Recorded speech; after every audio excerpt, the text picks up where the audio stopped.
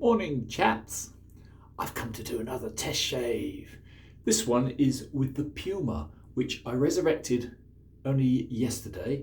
I put a few pictures up on a couple of shave groups. Let me just show you the beast.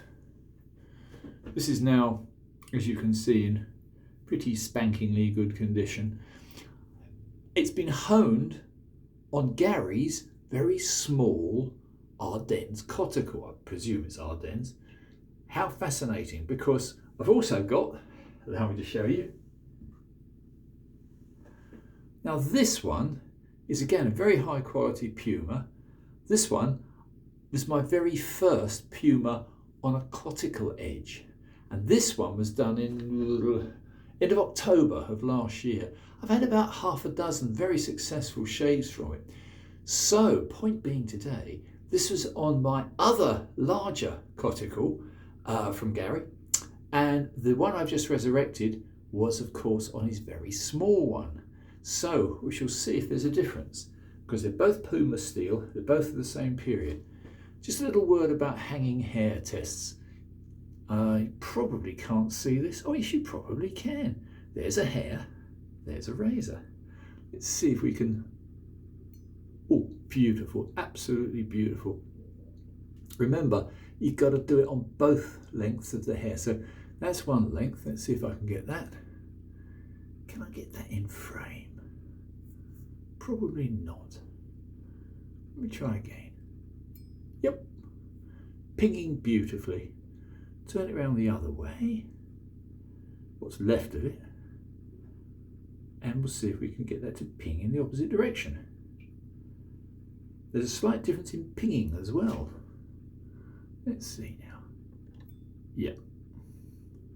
And again, I don't know if you heard that, but you should be able to ping your hair, your hanging hair test, down one length of the hair, turn the hair around, do it the other. One is going into the scales, and the other, the easier way, is going down the length of the scales of the hair. So I've just sent a German Madag, whatever that is, Solingen razor, up to Gary, because I can't get on with it. Gary's the only one I know with the skills to try and get it right. Anyway, that one failed the hanging hair test, and also has got a slightly, well, I think it's rubbish still. I think the blade edge has got chipping through my horrible stubble. I don't know if you can see that, but I've got salt and pepper stubble, and it's like old barbed wire. Anyway, so that's two razors to do a shave with today. I'm going to be consistent and use the same soap, the remains of the same soap from Mr. Smith. So let's do the People's Pre-Shave, which is to use, in this case, my sample soap, rub it on. The other thing, without boring you to tears, about coticles was a little known fact that, of course, the Romans, as in the Roman Empire, the Romans were, on the whole, very clean shaven. And I think their prime reason for invading France, and of course on the borders of France, Belgium, was to get hold of the coticule stones, because their reputation even then was very significant. People had heard, because civilised people, as we all know chaps, like to be clean shaven. It's only the uncivilised barbarians that like beards. So anyway, sorry, I'm being contentious, part of my lovable nature. Anyway, I am firmly believing that the Romans invaded Belgium to get hold of the coticule mines and the coticule stones, so they could get good shaves like we do nowadays. So if you really want a very kind shave, the only thing with coticles is they're tricky little beasts. You do have to know how to tickle them, and I'm progressing. I'm not claiming to be expert. I'm progressing. Anyway, that's the last of the soap. That's all gone. It was the same as I used last time. It was the Ariana and Evans Vanille de Tabac. Very nice, very gentle. Anyway, I'm going to stop rabbiting on, because all you'll hear is a load of guff from me. Yeah, getting back to the coticles, it would seem apparently that there were a couple of mines. There's only one now, and the early stones are probably the better stones. I've just ordered a second-hand coticle, slightly longer one, because I've got a couple of big blades I'd like to tune on a coticle, because I have the conviction, based on scant evidence, but I love my high grit synthetic stones. They are wonderful. If you've not tried a 20K, I suggest you do. However, they are fearsomely sharp, and on certain grinds of blade, like wedges and quarter hollows, they might be a little bit too sharp. So that's ironic, isn't it, having a razor that's too sharp.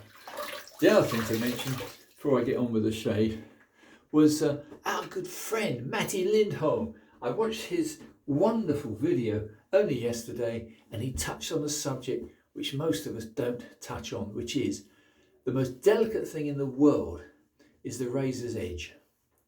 They are so delicate. Do not try when you're drying your razor to pull it through cloth on the edge or pull it through paper on the edge, because the edge is very delicate and you will actually blunt it. So thanks, Matty. Good reminder. Very good indeed. Let's just try and see what this is the Puma, which I put my very first coticle edge on. Can you hear how crisp that is? What a lovely crisp noise. It's very good indeed. In fact, I would say it's only about its sixth shave, but I've battered it remorselessly on the strops to get the best possible edge. Ah, it's lovely. That's just lovely. So that is off my first coticle lapping, my first coticle stone, and it's very good. So just to prove I don't lie, it's grey stubble. Very hard. As you get older, your stubble unfortunately gets harder and harder. Young fella's stubble is nowhere near as hard as an old fella's. Anyway, I'm going to try the other side now, and this is with the resurrected blade. Yeah, this is with the little coticle you might have seen me using just the other day. Yeah, it's as good. Is it better? No. Exactly the same. It was easier to use. As Matt Robbins had the kindness to mention on my channel, you could actually hear it was different. The grit on the coticle was definitely finer. However, the shave is the same. Very odd.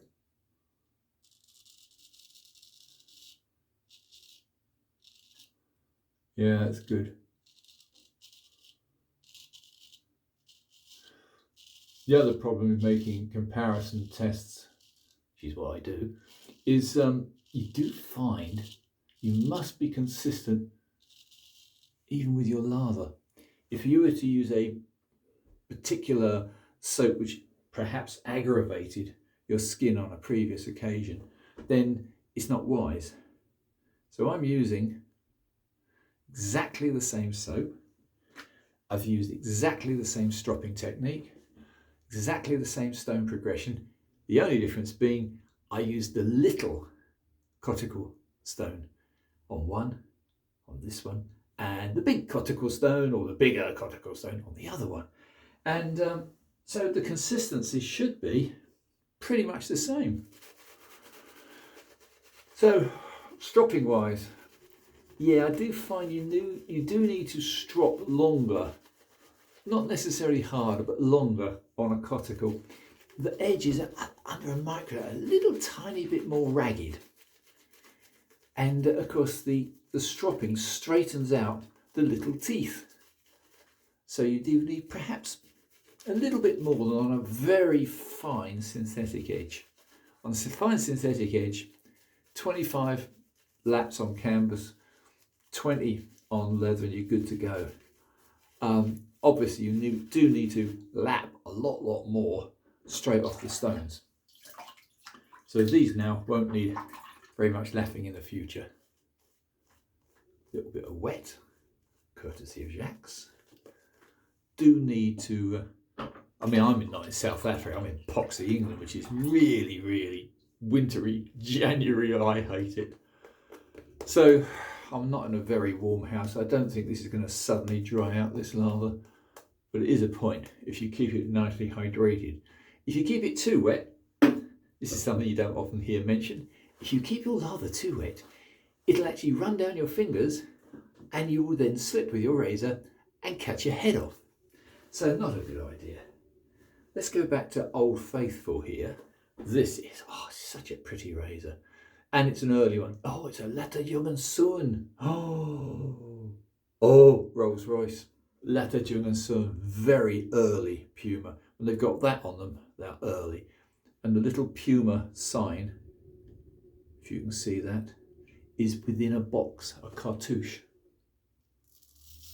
Let's get this mirror right. It does help to be able to see what you're doing, I suppose.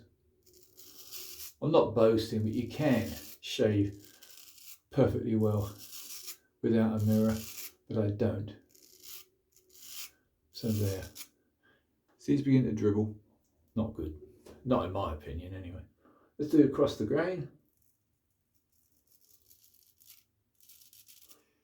As Gary has often mentioned, this is a test across the grain where if the edge is really nice and kind, after your shave, that feels absolutely fine. I did it the other day with a giant, wasn't a full wedge, but it was very close to being a full wedge, and didn't like it. Anyway, let's go back to the other fella. Ta-da! The restored one, only restored the other day. Let's do a cross with this one. Although it's true you should keep a very low angle, but not on all strokes. Oh, it's so nice. Buffing.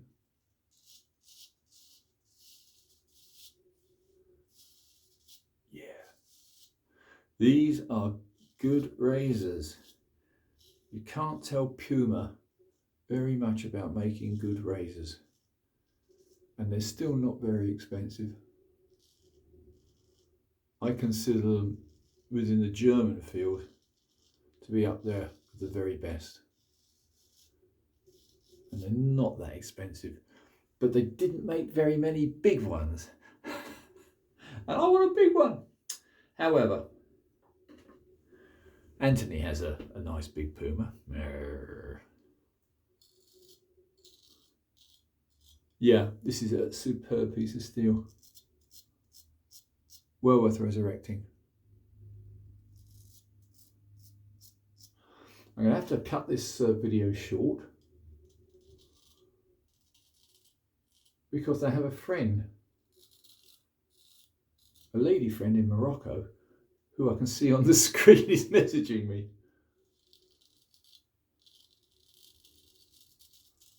And she's very, very beautiful. So it would be ingallant of me not to quickly end this wonderful shave and get back to her.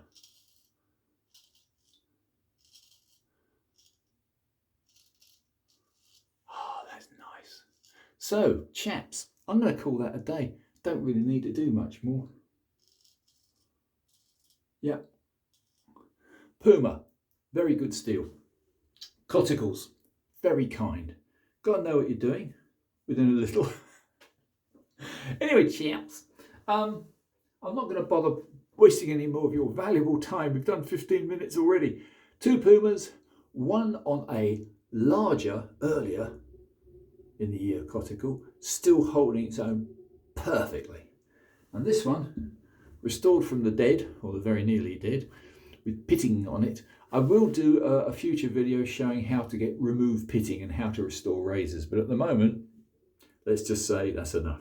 So, thank you so much for subscribing. I hope this is vaguely interesting, this channel, and I'll see you all very, very soon. Bye for now.